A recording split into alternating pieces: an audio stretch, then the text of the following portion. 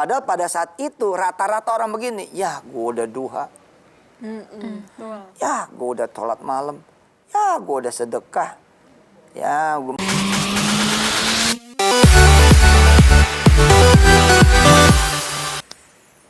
Anak seorang tukang gado-gado, tapi sekarang punya perusahaan kontraktor pemirsa. Banyak belajar, banyak barokah dari ibunya. Dan sekarang juga menghidupi kurang lebih 130-an karyawan dengan 1000 ekosistem yang bergantung rizkinya dan kepada beliau dengan izin Allah Subhanahu wa taala. Kita akan belajar tentang itu. Tadi sampai di segmen 1 akhir menggelitik saya. Memang beda berangkat pandangannya ya. Ketika misalkan ada orang sedekah karena pengen mengharapkan sesuatu, lalu ketika nggak ketemu, nggak dikabul, tiba closing statementnya adalah, oh emang gue nggak boleh ngarap kali, emang gue mesti ikhlas. Nah di sini yang saya ngorek sih, karena Tuhan tuh suka diminta. Allah itu senang sekali kalau ada yang berharap padanya. Premis mayor minornya itu harus menghasilkan closing statement yang judulnya adalah, oh Allah akan memberi yang lebih baik. Gitu. Karena kalau kita berhenti meminta dan berhenti berharap, ini masalah buat kita. Dengan stempel, oh kita kudu ikhlas kali, duha aja, tahajud aja, nggak usah ngarap, nggak usah minta. Oh saya bingung gitu. Bagaimana uang doa itu adalah justru puncaknya ibadah gitu. Ad-du'a'u mukhul ibadah. Coba. Ad-du'a'u mukhul ibadah. Nah, doa itu palanya ibadah. Kalau kita nggak punya pala, nggak bisa disebut orang, Ji. Orang nggak punya mata masih disebut orang. Orang nggak punya kaki masih disebut orang. Orang masih nggak punya tangan masih disebut orang. Tapi kalau orang kagak punya pala, bukan orang gitu loh. Nah ibadah kalau nggak ada al-mukhnya, nggak ada palanya, jadi kayak kagak ibadah. Makanya saya sering ngedudukin ini persoalan kontradiktif yang terjadi karena bahasa Indonesia. Sorry. Betul. Kenapa? Karena bahasa Indonesia menyamakan antara niat dengan doa. Beda. Padahal beda. Kalau aku sendiri sih, Pak.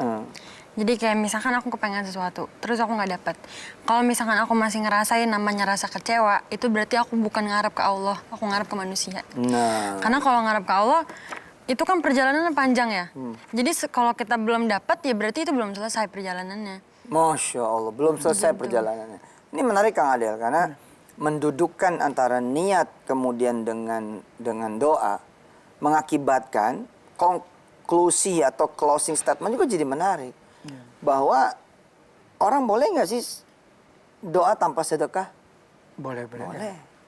Orang boleh nggak sih mengharap, meminta, bersandar pada Allah tanpa dia tahajud? Boleh. Hokam gitu loh. Ternyata ketika kita sedekah malah menghalangi berdoa. Lu jangan minta-minta gitu sama Allah. Lu sedekah aja. Oh bingung saya mah.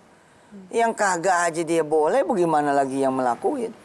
Cuman emang harus diajarin dan belajar lagi ilmu apa? Ilmu sabar sama baik sangka. Baik sangka, ya tentu. Niat lu apaan ketika lu sedekah? Lah niat gue mah jalanin perintah Allah. Karena Allah bilang bersedekahlah. Ya. Tapi kan lu minta. Lah minta juga menjalankan perintah Allah. Karena kata Allah apa? Mintalah. Gitu. Beda. Emang itu jadi intisari kita sedekah juga, ta? Jadi kalau kita bersedekah kan kita berarti orang yang menerima itu kan otomatis kan mendoakan kita. Iya. Nah itu yang bola saljunya kan mungkin besar Itu kalau luar ada biasa. itu yang salah satu nilai yang Luar saya juga biasa. pahami. Dan makanya kan kenapa gitu ya. Dan ini menarik pemirsa, ketika pemirsa ketemu nih udah duha ternyata mentok. Udah tahajud ternyata mentok. Saya ngasih satu berita gembira. Buat Anda yang lagi ngalamin peristiwa ini, percayalah. Allah lagi nyimpen sesuatu yang lebih gede daripada yang kemudian kita minta itu. Istilah gini lah, kata Allah gini. Ya nggak enak nih, karena nih orang pakai sedekah. Masa cuma di situ gitu. Ada orang mending sedekah, sholat duha, sholat malam, baca yasin, waqiah, minta masuk ke perguruan tinggi negeri. Terus orang ini dari kelas 1 SMA. Sholat malamnya, sholat duhanya. Terus kata Allah apa? Aku siapin dia di luar negeri. terjadilah peristiwa nih, daftar di sini nggak diterima, daftar di sono nggak diterima, masuk swasta nggak ada duit. Statementnya salah saja, Allah nggak baper. Iya. Hebatnya Allah nih, Allah nggak baper. Kan harusnya begini loh. Lagi disiapin yang terbaik, ngomel-ngomel gitu. Lagi disiapin yang lebih bagus, marah-marah. Aku nih lagi nyiapin kamu di luar negeri. Hebatnya apa? Allah nggak baper. Padahal pada saat itu rata-rata orang begini. Ya, gue udah duha. Ya, gue udah sholat malam. Ya, gue udah sedekah. Ya, mungkin gue harus ikhlas kali ya. Yang satu nih jadi gimana gitu.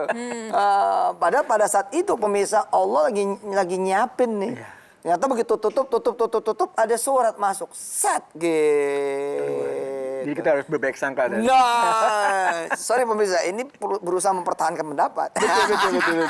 Jadi pembelajaran untuk saya juga. Iya enggak lah. Lalu di mana coba Ji Adel?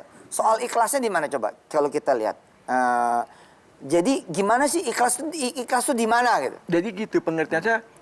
Jadi itu tuh tempat mungkin statement yang mungkin nggak klop di situ karena bilang kalau saya kan bersedekah ya sudah ikhlas. Maksudnya udah kita nggak berharap sesuatu, nggak berharap minta sesuatu karena saya bilang ya itu tadi kan beda antara niat, doa dan jadi saya begitu. Jadi ada selama ini kan kita saya bilang udah saya ikhlas saja apakah menjadi amal baik itu juga lihat ke depannya pokoknya berbaik sangka seperti itu. Cuman itu tadi jadi waktu pas pandemi ini kan susah nyari proyek tadi. Iya. Aneh ikut nih proyek kan. Iya. Terus ikut lumayan tender besar. kalah. Nah, kalau proyek ini masuk lumayan survive nih kantor kan gitu.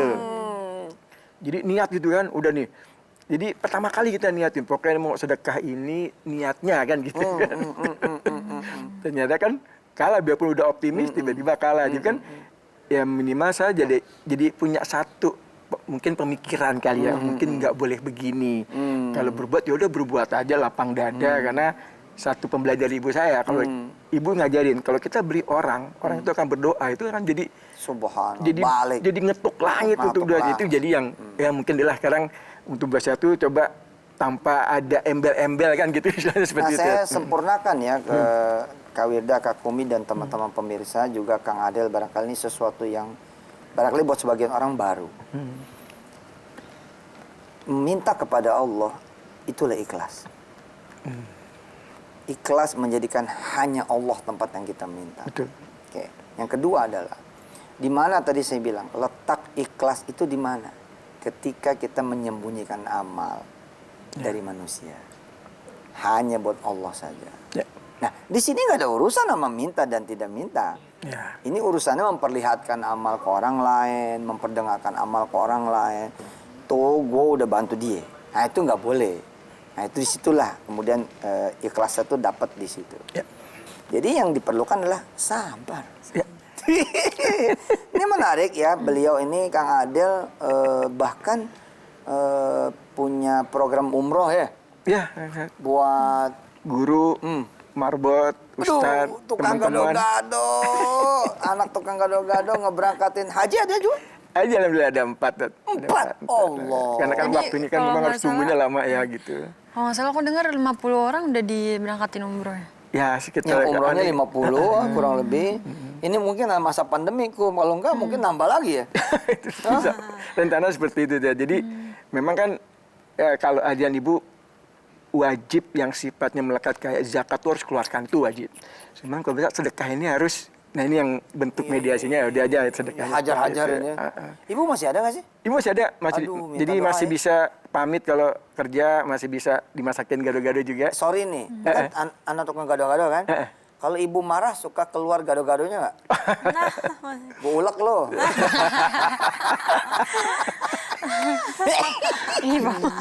Ibu tuh ya itu tadi karena ibu kan Betawi ya, kan? Jadi ada betul soal gitu, ulek loh macam-macam. jadi keras tapi hatinya ya udah tahu lah kita kan gitu. Hatinya lembut. Oke, mungkin kita sapa dulu kali Iya, ya iya, pemirsa iya. Pemirsa Zoom. Zoom. Oke guys, sudah waktunya kita nyapa nih yang bergabung sama kita. Ada Sari Wulan dari Sukabumi, Nur Amalia dari Wih, Malaysia. Malaysia. Ada Fatul Jakarta ya? Ya udah, siapa ya? Nur Amalia, Malaysia. Bu, Malaysia. Assalamualaikum warahmatullahi wabarakatuh. Ustaz, apa Waalaikumsalam. kabar? Ustadz, saya kepingin bertanya nih. Apa tuh? Kayak saya kan tinggalnya di kampung orang merantau nih di Malaysia. Jadi saya tuh punya niat, punya cita-cita. Kalau saya tuh ada rezeki waktu ibadah kurban nanti hari raya haji, saya tuh pengen beli sapi gitu. Habis itu mau ngebuatin ada yang di kampung itu mungkin mereka yang kurang berkemampuan yang untuk ibadah kurban. Kalau saya niatkan untuk mereka disembelihnya di sana, itu bagus nggak Ustadz? Maksudnya mereka dipilih lah, mungkin kan satu sapi kan biasa 7 orang ya Ustadz? Ya. 7 orang, jadi mungkin saya akan maksudnya membantu bersedekah macam tuh, itu boleh dikira kah? Boleh, itu malah ada? kalau orang Malaysia beli sapinya di tanah air tuh ngebantu perekonomian Indonesia. Bagus itu. Teman-teman Malaysia jadi- beli sapinya di Indonesia aja. Iya, Jadi di Indonesia. tukang ternaknya Hidup ya. hidup gitu. Soal angka ada beberapa pendapat pemirsa. Ada juga yang berpendapat bahwa nggak ada batasnya. Karena Rasulullah sendiri, Allahumma sholli wa sallim ala sayyidina Muhammad wa ali, itu ketika berkurban atas nama umatnya. Nah, itu kan bilangannya udah bukan 7 lagi tuh. Banyak. Oh iya ya. Iya, ya udah kita coba ke Sari Wulan. Ya. Ini benar Sari Wulan namanya. Iya, Sukabumi. Iya. Apa kabar Mbak Sari, Teh Sari? Alhamdulillah baik. Baik, punya cerita apa Sukabumi? Eh, Alhamdulillah dengan sedekah berapapun nilainya, bukan cuma materi, bahkan Yes. beberapa ujian itu bisa terlewati dengan Allah. nikmat aja. Itu dia. Ini penting nih pemirsa. Ini bagus nih dari Mbak Sari Wulan. Hidup manusia itu kan ada ujian. Kayak Bang Haji kita ini, Bang Haji Adel, sepi project, tender juga nggak ada gitu ya. Nah kita lanjut dengar sekalian ya. Nah apa yang terjadi setelah Bang Haji sedekah rajin gitu? 2003 tuh aneh bikin usaha Tat.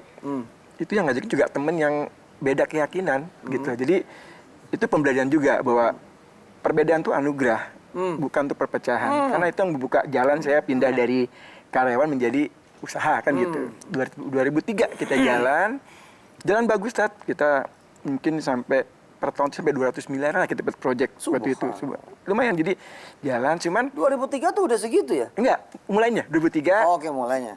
berjalan terus. Oke. Kita sampai di angka 200-an waktu itu. Cuman 2017 disentil dikit nih, Tat. Kita ada satu proyek yang beberapa kita gagal sehingga perusahaan tuh rugi sampai mungkin 24 miliar. Innalillahi wa inna ilaihi raji'un. Jadi coba pada tuh pemirsa, pada saat pemirsa itu lagi tuh pusing kita sama nggak utang warung. Jadi kontrakan. jadi di saat itu nol, Tat. Kita nggak punya aset, nggak punya apa-apa. Cuman bersyukur alhamdulillah masih punya karyawan. Allah. Itu kan aset ya. Ya itu juga harta, Terus betul. masih punya networking dan lain-lain. Sehingga ada satu titik mau dilanjutkan atau tidak usaha ini gitu. Cuman saya bersikeras saya mau lanjutkan. Dengan apapun resikonya. Jadi lanjutin usaha itu dengan tanpa modal. Saat kita nggak punya capital, udah rugi, malah masih punya utang kan gitu Malah kan. 24 miliar. Ya, sampai akhirnya tetap jualan, tetap cari project, dapat project. Di setiap project bingung modalnya gimana kan gitu. Udah saat kita nol kondisi rugi kan gitu. Ya itu nggak tahu lah rahasia Allah kan. Jadi ketemu adik kelas kuliah gitu kan. Kita ngobrol di teras kantornya, kita lesehan duduk gitu di lobinya. Kopi 2 gelas, ngobrol. Kenapa? Dapat project nih di perusahaan asing waktu itu kan. Jadi lebih agak aman lah kondisinya. Mau projectnya sekian, nilainya sekian, marginnya sekian nih, terbuka gitu kan. Iya, iya. Mau nggak? Ya udah, salaman aja. Modal kopi 2 gelas. 2 gelas, nggak ada kontrak, nggak ada apa-apa. Kalau Allah udah mau ya. Ya itu tadi dia bilang, ya Allah, Allah udah memberikan jalan. Sallu Saya ala bilang ini satu keyakinan di saat kita ya dalam kutip berbuat baik, Allah pun akan Allah. bisa. Baik pemirsa, mudah-mudahan banyak yang bisa ditarik oleh kita semua dari perjalanan Kang Adel dan tamu-tamu kita sebelumnya di MNC.